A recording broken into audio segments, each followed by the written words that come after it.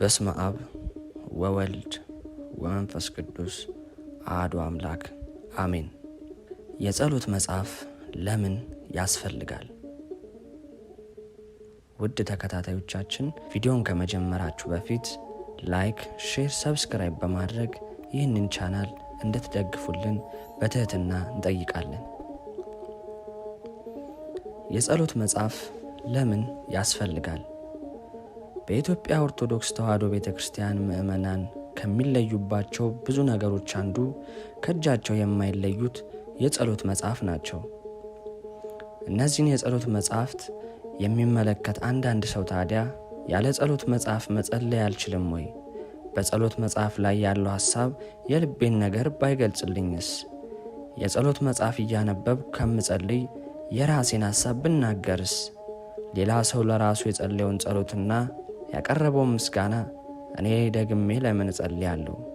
የተጻፈን ደጋግሜ ስጸልይ እንደ ሥራ አይሆንብኝም ወይ? እንዴትስ ልመሰጥ እችላለሁ? የሚል ጥያቄ ሲያነሳ ይታያል። በመሰረቱ በኦርቶዶክሳዊት ቤተክርስቲያን ሰው ጨርሶ የራሱን ሐሳብ መጸለይ አይችልም የሚል ክልከላ የለም። ሆኖም በቤተክርስቲያኒቱ የጸሎት ሥርዓት ውስጥ ሰፊውን ድርሻ የሚይዘው አስቀድሞ በጽሑፍ የተዘጋጀውና መጽሐፍ እያዩ በማንበብ ወይም በቃል ይዞ በመድገም ወይም ደግሞ በማዜም የሚቀርበው ጸሎት ነው። ስለዚህ ለመጸለይ የጸሎት መጽሐፍ አስፈላጊ ነው ወይ የሚለው ጥያቄ ተገቢና ማብራሪያ የሚፈልግ ጥያቄ ነው። በመጀመሪያ ማስታወስ የሚገባን ትልቁ ቁም ነገር በኢትዮጵያ ኦርቶዶክስ ተዋሕዶ ቤተክርስቲያን ዘወትር የሚጸለየው ትልቁ የጸሎት መጽሐፍ ቅዱስ መሆኑን ነው። ለመጸለይ የጸሎት መጽሐፍ አስፈላጊ ነው ወይ የሚለው ጥያቄም መጽሐፍ ቅዱስ ለጸሎት አስፈላጊ ነው ወይ የሚልም ጭምር ነው። ቤተክርስቲያን መጽሐፍ ቅዱስን እንደ ታሪክነቱ ትተርከዋለች። የንጉሥ ቃል እንደመሆኑ ጥላ ዘርግታ መብራት አብርታ ልጆቿን በፍርሃት ቁሙና ስሙ ብላ ታነበዋለች። እንደ ቅዱስ ቃልነቱ ትሳለመዋለች። እንደ ምስጢርነቱ ትተረጉመዋለች። እንደ መዝሙርነቱ ትዘምረዋለች። እንደ ጸሎትነቱ ደግሞ ትጸልየዋለች። በዚህም ምክንያት ከኢትዮጵያ ቤተክርስቲያን የጸሎት መጽሐፍት ውስጥ አብዛኛው ክፍል ቃል በቃል ከመጽሐፍ ቅዱስ የተወሰደ ሲሆን እጅግ ጥቂቶቹ ደግሞ ከመጽሐፍ ቅዱስ የአነጋገር ለዛንና አገላለጽን የወሰዱ ናቸው። በቤተ ክርስቲያኒቱ ትልቁን ስፍራ የያዘው የጸሎት መጽሐፍ መዝሙረ ዳዊት ነው። በልዩ ልዩ ርዕሶች ላይ ቅዱስ ዳዊትና በስሩ የነበሩ መዘምራን የጸለዩት ይህንን ታላቅ መጽሐፍ የሚጸልይ ሰው የራሱን ጊዜያዊ ጭንቀት፣ ውስጣዊ ምኞት፣ ልመናና ሙግት በዚህ ታላቅ መጽሐፍ ውስጥ ያገኛል። የኢትዮጵያ ቤተ ክርስቲያን ሊቃውንት ቅዱስ ዳዊት በመዝሙሩ የልባቸውን ሲያደርስላቸው ለጌታዬ ማን ነገረው? እርሱ እግዚአብሔር እርሱ ሰማኝ፣ መኑ ነገረ ለእግዚእ የሚለውን የዳዊት አነጋገር ተውሰው ለዳዊት የልቤን ማን ነገረው? መኑ ነገሩ ለዳዊት እያሉ ያደንቃሉ። ከዳዊት መዝሙር ቀጥሎ የሚጸለዩትም 15 ጸሎቶችም ቃል በቃል ከመጽሐፍ ቅዱስ የተወሰዱ ናቸው። ሙሴ የጸለያቸው 3ቱ ጸሎቶች የሳሙኤል እናት የሐና ጸሎት፣ የሕዝቅያስና የምናሴ ጸሎቶች፣ ዮናስ በአሳ አንበሪ ሆድ ውስጥ ሆኖ የጸለየው ጸሎት፣ የዳንኤል የሦስቱ ወጣቶች የኢሳይያስ ጸሎቶች፣ ከአዲስ ኪዳን ደግሞ የድንግል ማርያም የካህኑ ዘካርያስና የአረጋዊው ስምዖን ጸሎቶች ከመዝሙረ ዳዊት ቀጥሎ የሚጸለዩ ጸሎቶች ናቸው። ጌታችን ለሐዋርያቱ ያስተማረው አባታችን ሆይ የሚለው ጸሎት አካሉ የሆነች ቤተ ክርስቲያን እንዲህ ብላችሁ ጸልዩ ብላ ጸሎትን ማስተማር እንደሚገባት የሚያሳይ ነው። ኦርቶዶክሳዊት ቤተ ክርስቲያን ዛሬ በጸሎት መጽሐፎቿ ውስጥ ከኛ ቀድሞ የተጸለዩ ጸሎቶችን እንድንጸልይ ያደረገችው ይህንን ልማድ ከራሱ ከመጽሐፍ ቅዱስ በማየት ነው። በመጽሐፍ ቅዱስ ላይ አንዱ ሌላው የጸለየውን ጸሎት ሌላው ደግሞ ሲጸልይ፣ ሌላው ያመሰገነውን ምስጋና ደግሞ ሲያመሰግን፣ ሌላው በተናገረበት ልመና ሲለምን በተደጋጋሚ ተጽፏል። ለዚህ አይነተኛ ምሳሌ የሚሆነን በመስቀል ላይ ሆኖ የዳዊትን መዝሙር የጸለየው የሃይማኖታችን ሐዋርያና ሊቀ ካህናት የጥበብ መገኛ መድኃኔ ዓለም ክርስቶስ ነው። እርሱ የጥበብ ባለቤት ራሱም ጥበብ ሆኖ እያለ አዲስ ንግግር መናገር ሳይሳነው፣ አዲስ ጸሎት መጸለይ ሳያቅተው በታላቅ ድምፅ አምላኬ አምላኬ ለምን ተውከኝ በማለት 21ኛውን የዳዊት መዝሙር መግቢያ ቃል በቃል ጸልዮአል። መዝሙረ ዳዊት ምዕራፍ 21 ቁጥር 1። ፈጣሪ ሆኖ ሳለ የፍጡሩን ጸሎት ሳይንቅ ከጸለየ እኛ ፍጡር ሆነን እንዴት የነቢያትን ጸሎት እንንቃለን? ጌታችን በትሕትና የዳዊትን ጸሎት በመስቀል ላይ እንደጸለየ ሁሉ እዚያው መስቀል ላይ ሆኖ የጸለያቸውን የሚያደርጉትን አያውቁምና ይቅር በላቸው እና አባት ሆይ ነፍሴን በእጅህ አደራ እሰጣለሁ የሚሉትን ሁለት ጸሎቶቹን ደግሞ የመጀመሪያው ሰማዕት ቅዱስ እስጢፋኖስ ጸልዮአቸዋል። ሰማዕቱ በድንጋይ ተወግሮ በሚሞትበት ሰዓት ከጌታው የተማረውን ጸሎት ጌታ ኢየሱስ ሆይ ነፍሴን ተቀበል፣ ጌታ ሆይ ይህንን ኃጢአት አትቁጠርባቸው በማለት ሲጸልይ ተገኝቷል። አንዱ የጸለየውን ጸሎት መድገም ማለት ይህም አይደለ? ከሁሉም በሚገርም ዝርዝር ሁኔታ ሌሎች የጸለዩትን ጸሎት በድጋሚ በመጸለይ ምሳሌ የሚሆነን ደግሞ እመቤታችን ቅድስት ድንግል ማርያም የጸለየችው ጸሎት ነው። ጸጋን የተሞላች ተብላ የተመሰገነችው እመቤታችን እንግዳ የሆነ አዲስ ድርሰት የመድረስ ጸጋ ሳይሳናት ለእነ አባ ሕርያቆስ ለእነ ቅዱስ ኤፍሬም የተረፈው ጸጋዋን በትሕትና ሸሽጋ ቃል በቃል የነቢዩ ሳሙኤልን እናት የሐናን ጸሎት ከነቢያት ጸሎት ጋር አጣምራ ደግማ ጸልያለች። የሳሙኤል እናት በማዳንህ ደስ ብሎኛል እንዳለች እመቤታችን መንፈሴ በመድኃኒቴ ደስ ይላታል ብላለች። ሐና እንደ እግዚአብሔር ቅዱስ የለም ስትል ድንግል ማርያም ስሙም ቅዱስ ነው ብላለች። ሐና የኃያላንን ቀስት ሰብሯል፣ ደካሞችንም ኃይል አስታጥቋቸዋል ስትል ድንግሊቱ ደግሞ ብርቱዎችን ከዙፋናቸው አዋረዳቸው፣ የተዋረዱትንም ከፍ ከፍ አደረጋቸው ብላለች። ሐና በጸሎቷ መጨረሻ እንጀራን ጠግበው የነበሩ ተራቡ፣ ተርበውም የነበሩ ጠገቡ ስትል እመቤታችን የተራቡትንም በቸርነቱ አጠገባቸው፣ ባለጠጎችንም ባዶ እጃቸውን ሰደዳቸው በማለት ደግመዋለች። የቀሩት ሌሎቹ ጥቂት አረፍተ ነገሮችም ከዕንባቆም ጸሎትና ከዳዊት መዝሙር የተወጣጡ ናቸው። ጌታና ቅዱሳኑ ያደረጉት አይቅርብኝ የምትለው ቤተ ክርስቲያናችን ይህንን መጽሐፍ ቅዱሳዊ ልማድ ይዛ የጻድቅ ሰው ጸሎት በሥራዋ ኃይልን ታደርጋለች የሚለውን በማሰብ በመጽሐፍ ቅዱስ የተጸለዩና በቅዱስ መጽሐፍ የተጻፉ የቅዱሳን ጸሎቶችን ለቅማ አውጥታ ደግመን እንድንጸልያቸው ታደርገናለች። ጠቃሚ ጸሎት ነው ብላ እስካመነችበት ድረስ እንኳን የጻድቃን ጸሎት የወንበዴውም ጸሎት አይቀራትም።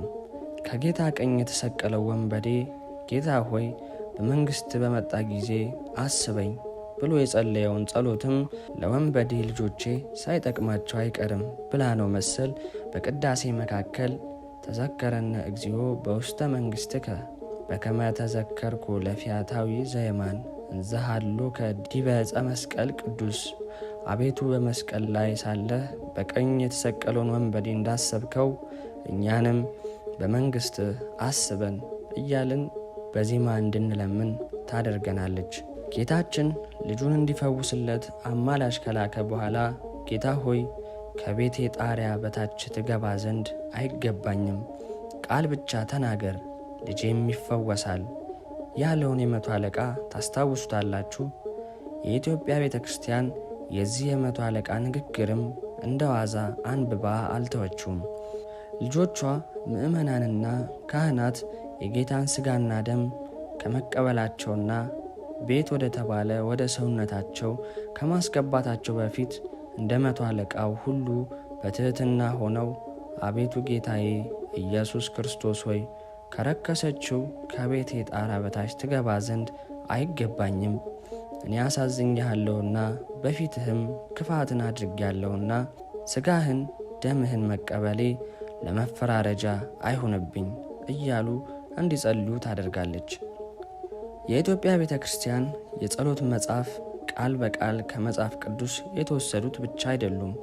ቋንቋና ያገላለጽ ጥበብን ከመጽሐፍ ቅዱስ የተዋሱ ብዙ የጸሎት መጽሐፍትም አሉ።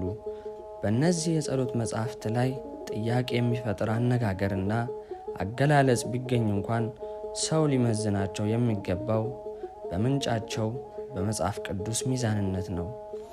ለምሳሌ በአንዳንድ የጸሎት መጽሐፍት ላይ ጠላቴን እንዲያደርገው፣ መንገዱን ዝጋው፣ እግሩን ቁረጠው፣ ዓይኑን አሳውረው የሚል አገላለጽ ሲመለከቱ ግራ የሚጋቡ ሰዎች አሉ።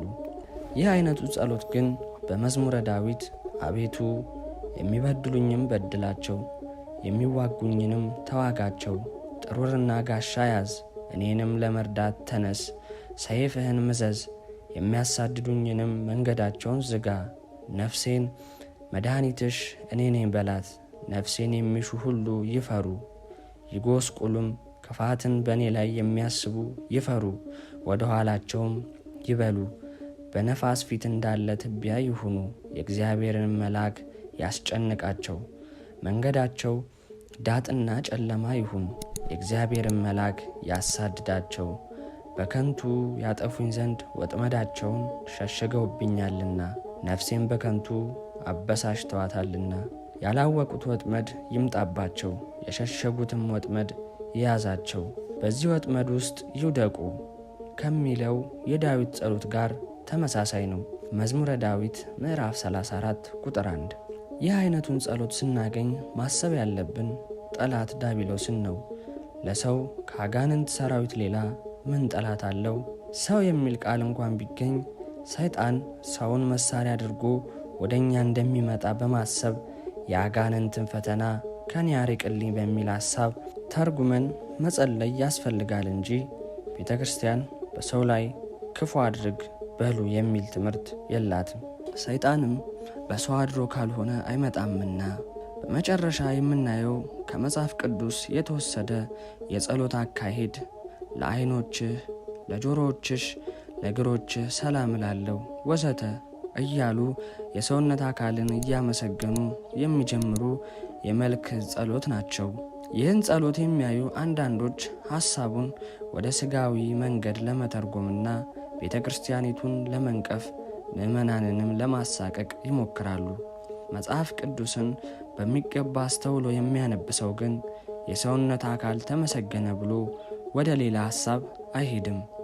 በተለይም ለመልክ ጸሎቶች መነሻ የሆነውን መኃልየ መኃልይ ዘሰሎሞን ያነበበ ሰው እነዚህ ጸሎቶች እንግዳ አይሆኑበትም። በመጽሐፍ ቅዱስ ሥጋዊ ውበትን ሲደነቅ ስናይ መንፈሳዊ ትርጉም እንደምንሰጠው ሁሉ በቤተ ክርስቲያንም መንፈሳዊ ቋንቋ የሰውነት አካልን እያነሳ ሲያመሰግን በብዙ ቦታ ስናገኝ በመንፈሳዊ መነጽር መረዳት አለብን። እስቲ መኃልየ መኃልይን ሳንነካ በሌሎች መጻሕፍት መነጽርነት ብቻ የመልክ ጸሎትን እንመልከት። ከራሱ ከመድኃኔ ዓለም ክርስቶስ ንግግር ብንጀምር እናንተ የምታዩትን ሊያዩ ብዙዎች ነቢያትና ነገሥታት ወደዱ፣ አላዩም፣ ሊሰሙ ወደዱ፣ አልሰሙም ካለ በኋላ ዓይኖቻችሁ ስለሚያዩ ጆሮቻችሁም ስለሚሰሙ ብፁዓን ናቸው ብሎ እርሱን ያዩ ዓይኖቻቸውንና ጆሮቻቸውን አመስግኗል። ይህ ምስጋና በእኛ ቤት ቋንቋ ሰላም ለአዕይንቲከ፣ ሰላም ለአእዛኒከ፣ ለዓይኖች ጆሮዎች ሰላም ላለው ማለት ነው። ዓይን የሚመሰገነው በውበቱ፣ ጆሮ የሚመሰገነው በቅርጹ ሳይሆን ስለሚያየውና ስለሚሰማው መልካም ነገር ነው።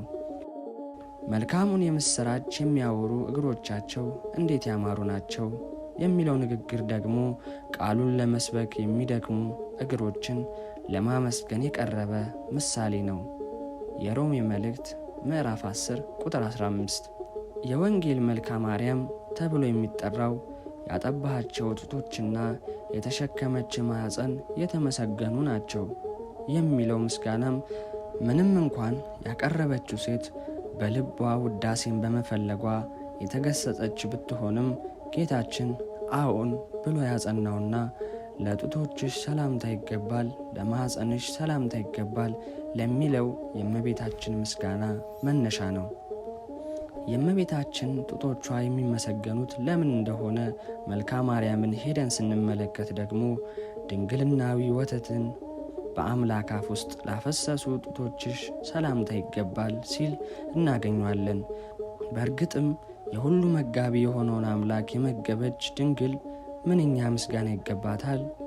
በዚህም አነጋገር የመልክ ጸሎቶች ከሥጋዊ ውበት ይልቅ መንፈሳዊ ክብርን ለመግለጽ ያለሙ መሆናቸውን እንረዳለን። ከጌታችን ኢየሱስ ክርስቶስ ምስጋና ከመልካ ኢየሱስ አንዱን ለምሳሌ እንጨምር። በተቀደሰው ምራቅህ የዕውርን ዓይን ልትፈጥር ስትል ጭቃን ለለወሱት እጆችህ ሰላምታ ይገባል። ይህም በዮሐንስ ወንጌል ጌታ የዓይነ ስውሩን ዓይን ለማብራት ሲል በከበሩት እጆቹ ጭቃን መንካቱን በማድነቅ የተነገረ እንጂ ስለ እጁ ብቻ በመናገር ላይ ያተኮረ እንዳልሆነ ግልጽ ነው። የመልክ ጸሎቶች ከአካልም አልፈው ሐሳብን ያደንቃሉ። ሰላም ለሕሊናከ ለሐሳብሽ ሰላም እላለሁ እያሉ ማለት ነው። ይህም በመጽሐፍ ቅዱስ ንጉሥ ዳዊት በእጄም በቀል እንዳላደርግ ዛሬ የከለከለኝ አእምሮሽ የተመሰገነ ይሁን፣ አንቺም የተመሰገንሽ ሁኚ ብሎ የናባልን ሚስት አቢግያን እንዳመሰገነው አይነት ምስጋና ነው። አንደኛ ሳሙኤል ምዕራፍ 25 ቁጥር 33። የኢትዮጵያ ቤተ ክርስቲያን በመጽሐፍ ቅዱስ ባህር የሚዋኙ በመጽሐፍ ቅዱስ የሚቀኙ ሌላው ቀርቶ ተገቢ ባይሆንም እንኳን እውቀት ተርፏቸው በመጽሐፍ ቅዱስ ቃል በነገር የሚጎሻሸሙ የሚጨዋወቱ ሊቃውንት ያሉባት የወንጌል መፍሰሻ ናት። ርዕሳችን ስለ ጸሎት መጻሕፍት ስለሆነ እነዚህም ብቻ ለምሳሌ አነሳን እንጂ ጊዜ ቢኖረን ኖሮ በወድቅ እነሳለሁና በጨለማም ብመላለስ እግዚአብሔር ብርሃን ይሆነኛል ብሎ በነቢዩ ሚክያስ መዝሙር ስለሚጀምረውና በመጽሐፍ ቅዱስ ስለሚራቀቀው የሌሊቱ ጸሎት ስለ ሰዓታት ባነሳን ነበር። ጊዜ አጣን እንጂ ወደ እግዚአብሔርም የተጠጋ መጻተኛ በእውነት እግዚአብሔር ከሕዝቡ ይለየኛል አይበል ብሎ በነቢዩ ኢሳይያስ የትንቢት ቃል ስለሚጀምረውና እስከ ፍጻሜው ድረስ በመጽሐፍ ቅዱስ ማዕበል ስለሚያማታን ቅዳሴያችን ብዙ በተናገርን ነበር። ነገር ግን ሁሉን እንዳንተርክ ጊዜ ያጥርብናል።